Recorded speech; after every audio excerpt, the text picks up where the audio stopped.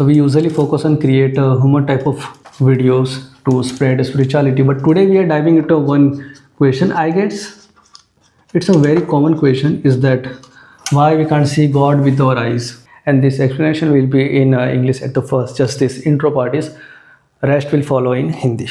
तो हमारे स्क्रिप्चर्स में ऑलरेडी मेंशन था कि जैसे जैसे कलयुग बढ़ेगा वैसे वैसे नास्तिक और क्राइम्स बढ़ते जाएंगे, और ये नॉर्मल चीज़ है क्योंकि इसी तरह से युग साइकिल चलता है और अंत में भगवान कल की अवतार प्रकट होंगे। इसलिए तो अभी कुछ नास्तिक लोग ऐसे सवाल उठाते हैं कि भगवान है तो वो आंखों से दिखते क्यों नहीं, अगर भगवान है तो दिखाओ, जो दिखता नहीं वो होता नहीं। वैसे हिरण्यकशिपु, रावण, शिशुपाल कलयुग में जगाई मदाई, ये लोग भी सेम सवाल उठाते थे, और रेस्ट इज हिस्ट्री, बाकी इतिहास आप जानते ही है। तो पहले के समय में, वैदिक समय में, अगर आप नॉर्थ में चले जाओगे वहाँ पे अयोध्या भगवान श्री राम मिलेंगे, साउथ में तिरुपति बालाजी मिलेंगे, ईस्ट में भगवान जगन्नाथ जी मिलेंगे, और वेस्ट में विट्ठल भगवान मिलेंगे।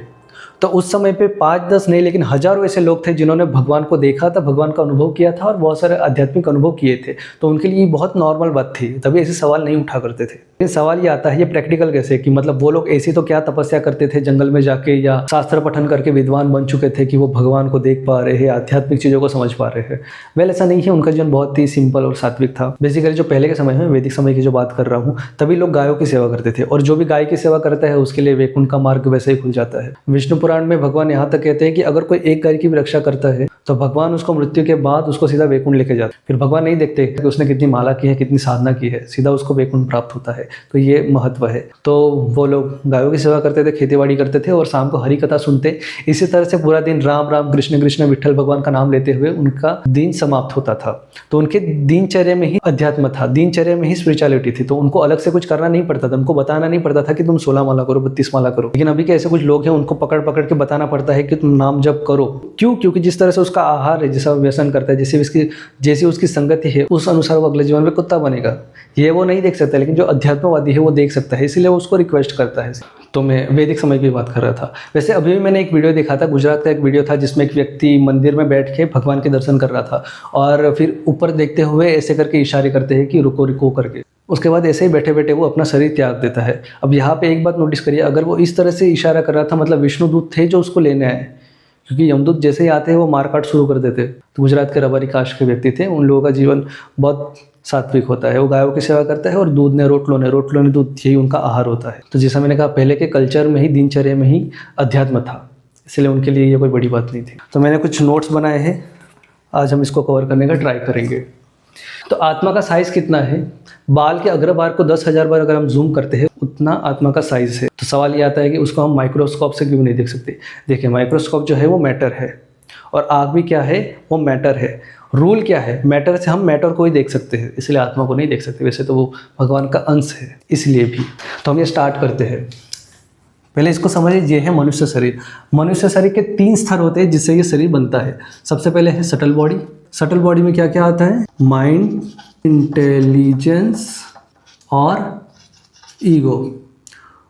उसके बाद है आत्मा, सोल। वो क्या है? एटर्नल है, ब्लिसफुल है, और नॉलेज से भरपूर है। उसके बाद आती है ग्रॉस बॉडी। ग्रॉस बॉडी किस तरह से बनती है? इसके अंदर 5 एलिमेंट्स रहते हैं जिससे ये ग्रॉस बॉडी बनती है। और ये जो आँख है, जो हमारे 5 सेंसेस में से एक है, लेकिन आज सिर्फ एक सेंस की बात करने वाले हैं। क्यों? इससे हम भगवान को नहीं देख पा रहे। तो ये कनेक्टेड है क्रॉस बॉडी से। ये किस तरह से बना है? 5 एलिमेंट्स से। 5 एलिमेंट्स में क्या क्या आएगा? अर्थ, वाटर, फायर, एयर और ईथर, स्पेस, आकाश।